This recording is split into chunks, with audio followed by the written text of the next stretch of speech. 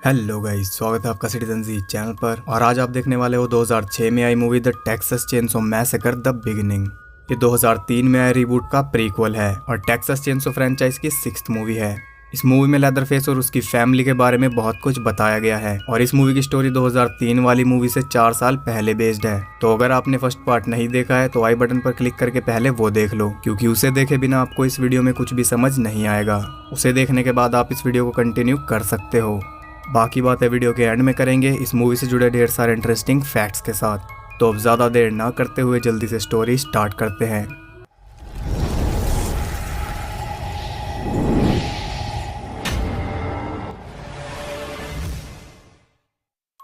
Movie start होती है 1939 में और हमें दिखाया जाता है टेक्सास का एक स्लॉटर हाउस, जहां एक प्रेग्नेंट औरत काम कर रही थी।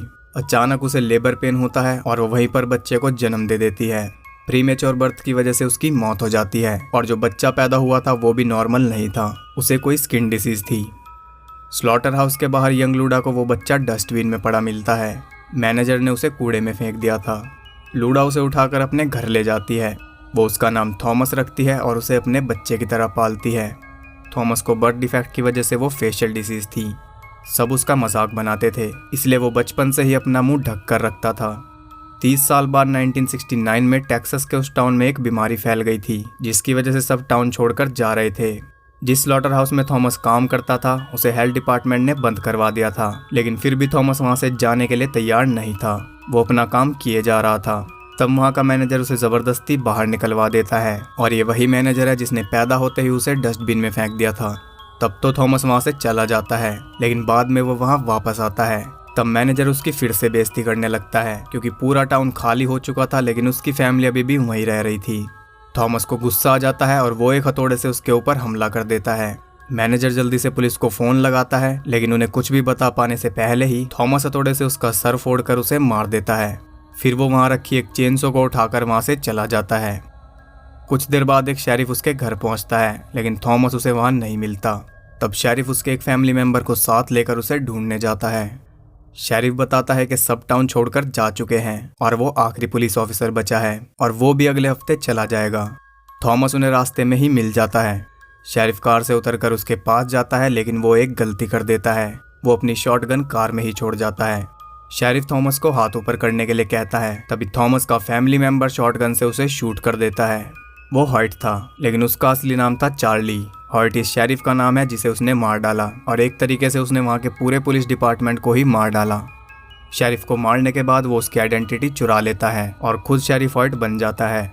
शेरिफ को मारकर उन्हें कई सारे फायदे मिलते हैं, लेकिन मोस्ट इम्पॉर्टेंटली उन्हें खाना मिलता है। उस रात वो शेरिफ को खाते हैं और यहाँ से उस फैमिली के कैनिबल्स बनने की शुरुआत होती है। मीनवाइल हम देखते हैं एरिक और उसके भाई डीन को, जो कि अपनी गर्लफ्रेंड्स क्रिसी और बेली के साथ रोड ट्रिप पर जा रहे थे। एरिक और डीन वियतनाम वॉर के लिए एनलिस्ट होने जा रहे थे और क्रिसी और बेली उन्हें छोड़ने जा रही थी, लेकिन डीन वॉर में नहीं जाना चाहता था और ये बात वो अपने भाई को भी नहीं बता पा रहा था। रास्ते में वो लूडा के गैस स्टेशन पर रुकते हैं, जहाँ 2 बाइकर्स बैठे थे जो कि उन्हें बड़े अजीब तरीके से देख रहे थे। वो सब वहाँ से निकल जाते हैं। एरिक देखता है कि डीन अपना एडमिट कार्ड जला रहा था। वो उससे कार्ड छीन लेता है। वो दोनों भाई लड़ने लगते हैं। तभी वो देखते हैं कि एक बाइकर उनका पीछा कर रही थी। वो उनके ऊपर गन पॉइंट करके उन्हें कार रोकने के लिए कहती है। ये देखकर एरिक कार को और तेज कर लेता है और अपनी गन निकाल कर उसे शूट करने लगता है। तभी अचानक उनके सामने एक गाय आ जाती है और उससे उनकी कार टकराकर क्रैश हो जाती है। वो सब जिंदा थे, लेकिन बुरी तरह इंजर्ड हो चुके थे। एरिक देखता है कि क्रिसी कार में नहीं थी, वो बाहर गिर गई थी। एरिक कार से निकलता है, तभी वो बाइकर उसके ऊपर गन पॉइंट कर देती है, लेकिन इससे पहले कि वो कुछ कर पाती, हॉयट वहां पहुंच जाता है। उसे देखकर वो गन छुपा लेती है और अच्छा बनने का नाटक करती है। हॉयट कार से बाहर निकलता है और सीधा उसे शूट कर देता है। ये देखकर वो सभी सहम जाते हैं। हॉयट उन सबको कार से बाहर निकाल लेता है। एरिक क्रिसी को देख लेता है और उसे छुपे रहने के लिए कहता है। हॉयट को वो एडमिट कार्ड मिल जाता है और वो दोनों लड़कों को खड़ा करके उनसे पूछता है कि उनमें से डीन कौन है। डीन की जान बचाने के लिए एरिक खुद को डीन बताता है। हॉयट उनसे उस बाइकर की बॉडी को अपनी कार में रखवाता है और उन तीनों को भी कार में बैठाकर ले जाता है। वो रेडियो पर मोंटी को क्रैश साइट के बारे में बता देता है। उनके जाने के बाद क्रिसी जल्दी से कार स्टार्ट करने की कोशिश करती है, लेकिन वो स्टार्ट नहीं होती। तब वो एरिक की गन ढूंढने लगती है और तभी मोंटी टो ट्रक लेकर वहां पहुंच जाता है। क्रिसी कार में ही छुप जाती है। उसे गन भी दिख जाती है, लेकिन मोंटी उससे पहले ही गन उठा लेता है। वो कार को टो करके वहाँ से ले जाने लगता है। उधर शेरिफ उन तीनों को लेकर अपने घर पहुँच जाता है। अब उन्हें पता चल चुका था कि वो कोई शेरिफ नहीं है। हॉयट थॉमस को बुलाता है और वो आकर उस बाइकर की बॉडी को उठाकर ले जाता है। उसे देखकर उन तीनों के होश उड़ जाते हैं, क्योंकि वो एक लंबा चौड़ा शैतान था। हॉयट एरिक और डीन को एक शेड में लटका देता है और बेली को घर में ले जाता है। थॉमस बेसमेंट में उस बाइकर को काट रहा था। मोंटी भी घर पर पहुंच जाता है। क्रिसी छुपकर उन दोनों को वहां बंधा हुआ देख लेती है। वो मदद लाने के लिए भाग जाती है। हॉयट एरिक के चेहरे पर पॉलिथीन रैप कर देता है। वो उसे डीन समझकर आर्मी में ना जाने की सजा दे रहा था। एरिक का दम घुट रहा था। तब डीन हॉयट को सच बता देता है और वो उसके चेहरे से पॉलिथीन हटा देता है। वो डीन को बचने का एक चांस देता है। वो उसे 10 पुशअप्स करने के लिए कहता है और अगर उसने कर दिए तो वो उसे आज़ाद करने का वादा करता है। डीन पुशअप्स करने लगता है, लेकिन ये इतना आसान भी नहीं था, क्योंकि हॉयट उसे डंडे से मार रहा था। फिर भी हिम्मत ना हारते हुए वो किसी तरह 10 पुशअप्स कंप्लीट कर लेता है, लेकिन उसे फ्री करने के बजाय वो उसे मार मार कर बेहोश कर देता है। उधर भागते भागते क्रिसी रोड तक पहुंच जाती है। उसे वहां दूसरा बाइकर मिलता है और वो उसे बता देती है कि उसकी पार्टनर को हॉयट ने मार दिया है। ये सुनकर वो बाइकर उसके साथ चलने के लिए राजी हो जाता है। उधर एरिक किसी तरह खुद को आज़ाद कर लेता है। वो डीन को वहां से उठाकर कहीं छुपा देता है और बेली को बचाने घर के अंदर जाता है। अंदर लूडा और हेनरिएटा की माँ बैठकर चाय पी रहे थे और बेली को उन्होंने टेबल के नीचे बांध रखा था। एरिक एक नाइफ उठाकर बेली को आज़ाद कर देता है। हॉयट वहां आने लगता है, लेकिन वो दोनों टेबल को आगे खिसकाकर दरवाज़ा ब्लॉक कर देते हैं। तब हॉयट थॉमस को आवाज़ लगाता है। एरिक वहां से टो ट्रक की चाबी उठाकर बेली को दे देता है और उसे ट्रक स्टार्ट करने के लिए कहता है। इतने में वो डीन को लेने जाता है। बेली ट्रक स्टार्ट कर लेती है, लेकिन थॉमस उसे मीट हुक से पकड़कर ट्रक से बाहर निकाल लेता है। हॉयट भी बाहर आ जाता है। एरिक डीन को वहां से भगा देता है और वो खुद हॉयट का सामना करता है, लेकिन भागते भागते डीन का पैर एक बियर ट्रैप में फंस जाता है। एरिक उसके चिल्लाने की आवाज़ सुनता है, तभी हॉयट उसे मारकर बेहोश कर देता है। वो तीनों फिर से पकड़े जाते हैं। थॉमस एरिक को बेसमेंट में ले जाता है। वो उसे एक टेबल पर बांध देता है और उसके चेहरे को चेक करने लगता है। आप सब समझ ही गए होंगे कि वो क्या करने वाला है। क्रिसी उस बाइकर होल्डन को लेकर उस घर तक पहुंच जाती है। होल्डन क्रिसी को छोड़कर सीधा घर में घुस जाता है। क्रिसी को बाहर डीन दिखाई देता है, जो कि बियर ट्रैप में फंसा हुआ था। डीन उसे बताता है कि एरिक और बेली घर के अंदर हैं। क्रिसी उसे वहीं छोड़कर घर के अंदर जाती है। वो एक खिड़की से अंदर घुस जाती है। लूडा बिल्कुल उसके सामने ही थी। वो किसी तरह उससे बचकर वहां से निकल जाती है। उधर होल्डन सीधा जाकर मोंटी के पैर में गोली मार देता है और उससे अपनी पार्टनर के बारे में पूछता है। गोली की आवाज़ सुनकर हॉयट वहां पहुंचता है और होल्डन उसे होस्टेज बना लेता है। बेसमेंट में थॉमस एरिक के मसल्स काट रहा था। क्रिसी एरिक के चिल्लाने की आवाज़ सुनकर बेसमेंट के दरवाजे तक पहुंच जाती है। तभी हॉयट थॉमस को आवाज़ लगाता है और वो अपनी चेन से उठाकर ऊपर जाता है। तभी क्रिसी चुपचाप बेसमेंट में पहुंच जाती है। उसे वहां एरिक मिल जाता है, लेकिन थॉमस ने उसका बुरा हाल कर रखा था। वो उसे फ्री करने की कोशिश करती है। ऊपर हॉयट होल्डन को बेली के पास लेकर जाता है। वो सोचता है कि होल्डन उसी लड़की के बारे में पूछ रहा था। होल्डन को उसकी बेवकूफ़ी पसंद नहीं आती और वो उसे शूट करने लगता है। तभी थॉमस वहां पहुंचकर उस पर हमला कर देता है। वो उसे चेनसो के ऊपर गिरा देता है और चेनसो को स्टार्ट करके उसके 2 टुकड़े कर देता है। क्रिसी एरिक को फ्री कराने की कोशिश कर रही थी, लेकिन कोई फायदा नहीं हो रहा था। तभी थॉमस भी वहां पहुंच जाता है। क्रिसी जल्दी से टेबल के नीचे छुप जाती है। थॉमस आता है और चेनसो से एरिक को मार देता है। इसके बाद वो एक चाकू से उसके चेहरे की स्किन निकालने लगता है।